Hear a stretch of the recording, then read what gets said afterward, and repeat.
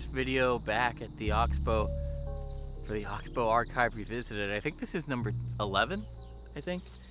Could be mistaken, it's been a long time. But Saturday morning, and I don't normally get up at 4 a.m. to catch the sunrise on a Saturday morning, but felt inspired today. We got this beautiful fog kind of carrying through out the valley here, and beautiful lush greens, a lot of dew on the tall grass and the corn stalks. Colors are just popping right now. I do have a hard time sometimes with color negative film rendering those early sort of sunrise colors, especially off where the sun is rising. Those gradations of like orange, yellow, kind of pinkish purple, magentas, and then the cooler blues. They always they sometimes need tweaking with Portra 160, I find. And as much as I don't want to put that in the thought process, that is something that I do have to consider when I'm taking this image. But let's get the first one taken. Let's get a meter reading and get the first one in the old Kanarooski.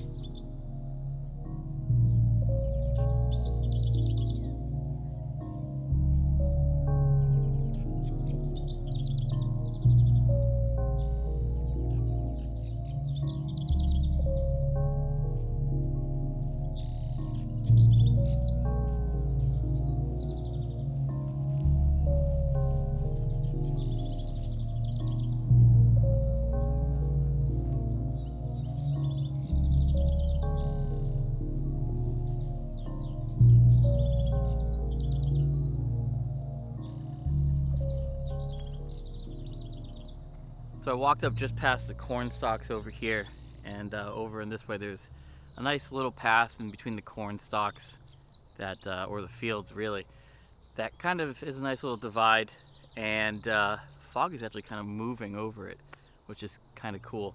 But there's this patch of kind of mud, and I was initially going to walk right past it or right over it and kind of get into some of that thicker stuff, and I was like, why would I disturb this little piece here?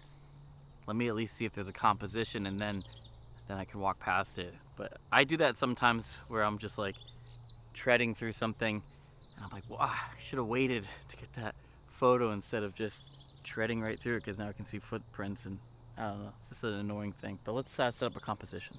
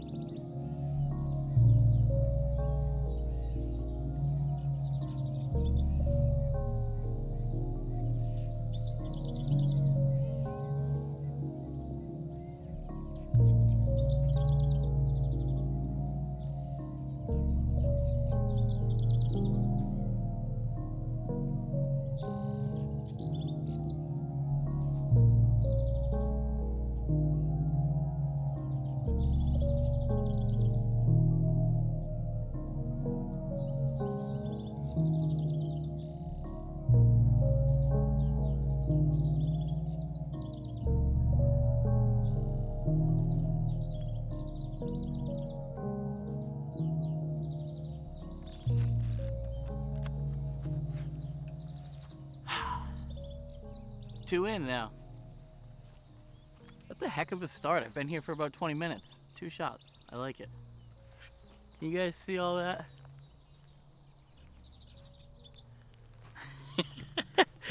That, my friends, is seeds from all these like little brush and bush and vegetation.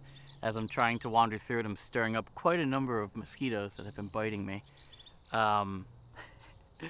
There is tons and tons of seeds all over my pants, and my pants are pretty wet now. But let's leave the west meadow and head towards the east meadow, because quite frankly all that super dewy, super wet, and even though my feet are pretty dry right now, my pants are not. So let's head back up, head out to the East Meadow.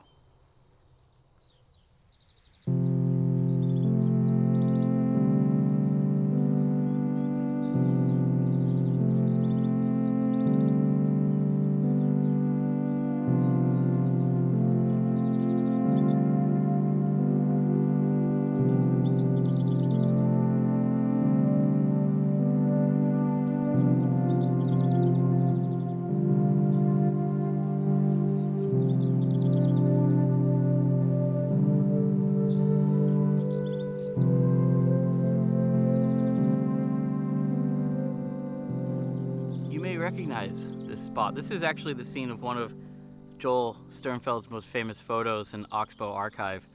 This kind of two roads diverging, and these corn stalks sort of playing as the divider.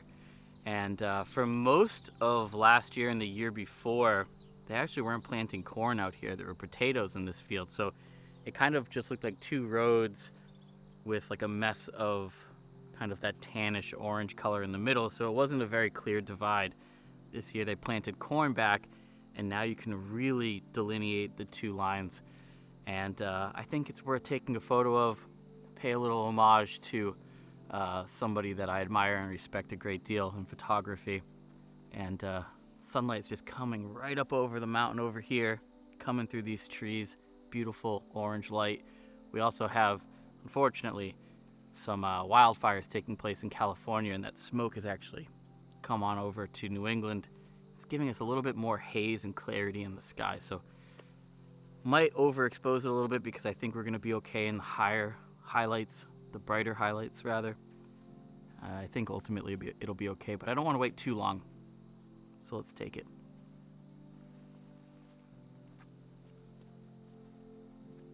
Jesus, deepest highlights. Let's do 1/4. 1/4 at f/16. So that's my last shot of the roll. I got a fanny pack full of film though, so not overly concerned. And as you can hear, last shot.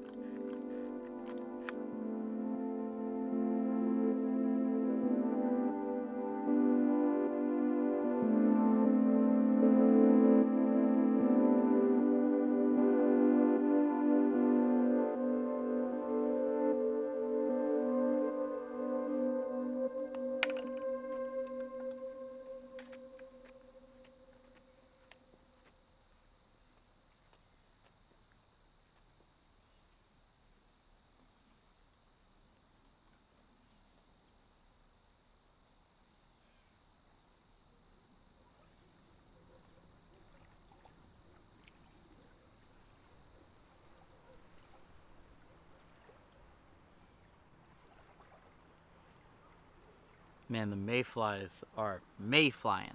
That's for sure. They're everywhere out here. What's also out here is some of this trash, but this isn't normal trash. This is actually trash that people have been picking up and leaving. And I've heard rumors of a couple of disposal companies coming out and gathering some of the bags of trash, but they obviously leave some of the other things. There's parts of cars that I passed on the walk down here as well, but odd to see. But these pieces of trash will hopefully eventually be picked up. They've obviously been rummaged through by some animals, ripped and torn apart. But we got this beautiful sunrise now just up over the mountain, up over the trees, really illuminating some of these perfectly sort of like late summer vegetation, perfectly lit. And the mayflies are kind of adding a little bit of character to it. It's hard to look in that direction because it's so damn bright, especially with the reflection coming off the water, off the Connecticut River. I can see my breath a little bit. It's a goddamn beautiful morning, I will say. Quite enjoying it right now. It's just a beautiful walk throughout the Oxbow. We're in the East Meadow now. Overall, very nice. Enjoying my setting so far. Gonna try to take some photos and continue on.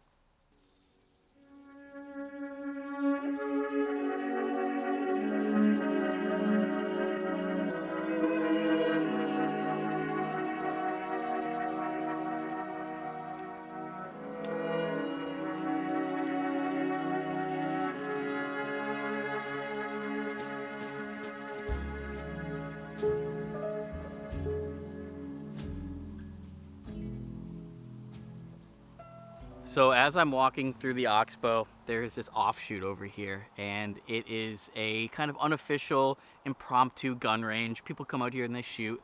There's shell casings all over the ground, 9mm, some rifle casings, some shotgun shells. But what I didn't expect to find was a ton of porno mags.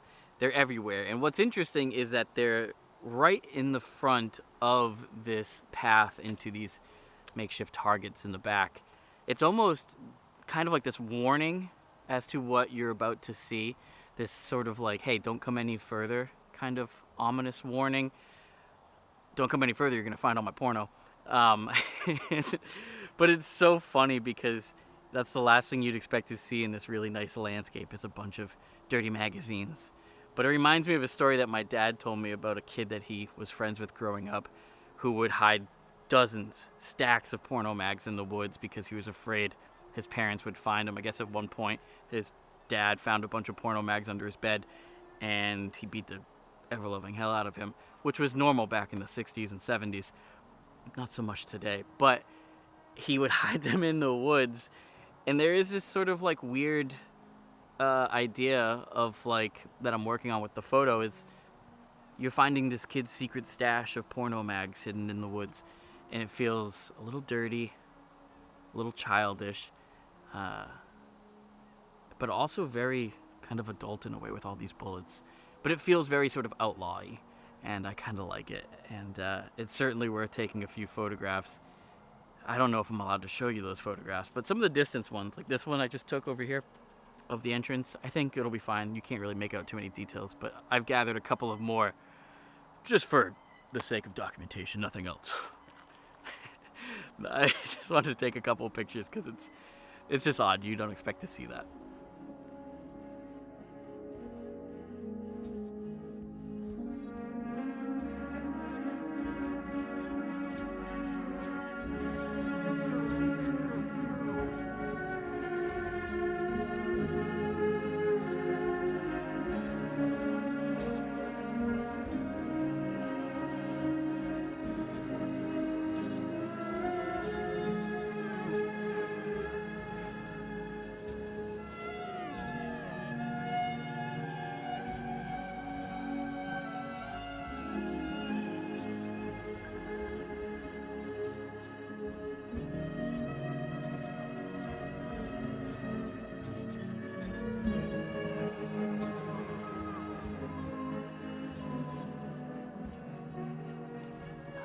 So strange.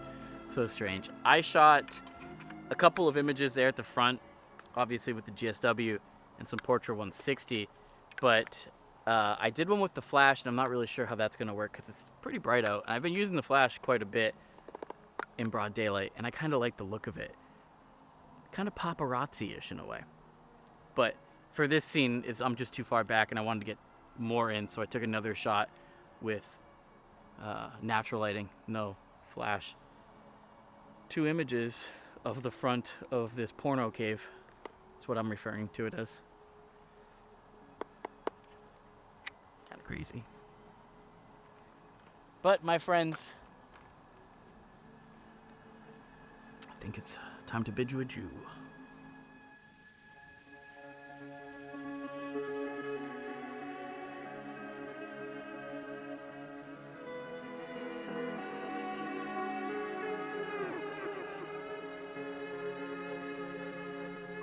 Man, what a day. It's getting hot out, so I had to take off the sweatshirt, but I just had to leave the porn cave, and I got bit by this big-ass mosquito. It's swelling up, son of a bitch. But I was heading out, and I passed these people working on the fields, and they were super nice, so fun. We had obviously some sort of language barrier issue. They spoke fluent Spanish, no English. I speak very little Spanish and fluent English. So there was some, difficulty in communicating, but they were awesome. They stood for a couple of photos, and it was just really nice. There's a lot of subjects being talked about during election season, and one of them is, immigration. It's a pretty hot button issue, and I'm pretty politically fluid. I don't side with either side. not a libertarian or anything like that. I see benefits in different ways, so I don't really identify with any of those things. And I don't want to make this too politically charged, because that's not the point of these videos. But I do think that we as a society here in America would benefit greatly if we just used a little humility and empathy and a great deal of respect when we talk about immigration and migrants, because I am a product of immigration. My mother's side is almost all Armenian. My grandmother, as a very, very young girl, escaped the Armenian genocide with her mother. And my dad's side is all from Canada. So, we all kind of came together. Unless you're indigenous, you're probably a product of immigration as well. So I think a little humility and respect goes a long way in the way that we at least discuss these topics. But with all that being said, it was a really great day of photography, between a nice foggy, well-lit morning with all that dew and beautiful colors. Then we kind of made our way out to the porn cave, is what I'm dubbing it. That was interesting. Didn't expect to see that. And I got a couple of portraits of people who are working on these fields, pulling the veggies from these fields and servicing the community in a really positive way. So being able to take photographs like that all in one day is a really, really good feeling, because some days you come out, you find nothing. Some days you come out and you check every single box. One thing that I struggle to do out here in the Oxbow is find portraits of people. And to be able to integrate portrait photography with landscape stuff out here is always a huge plus. So with all that being said, I'm going to go ice down this mosquito bite, go home. So I'll see you guys soon. Bye.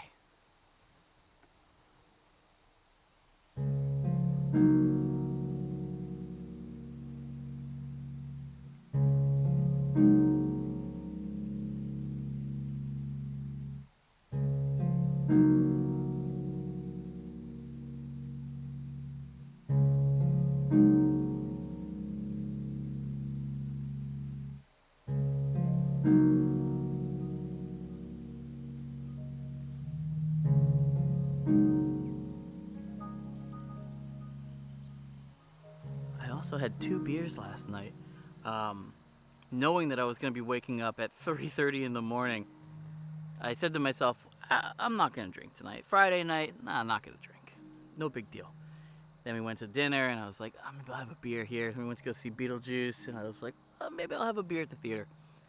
Next thing I know, 2 big beers deep, and I'm like, fuck, I know I'm going to feel that in the morning. I'm a bit of a lightweight nowadays, and I feel it.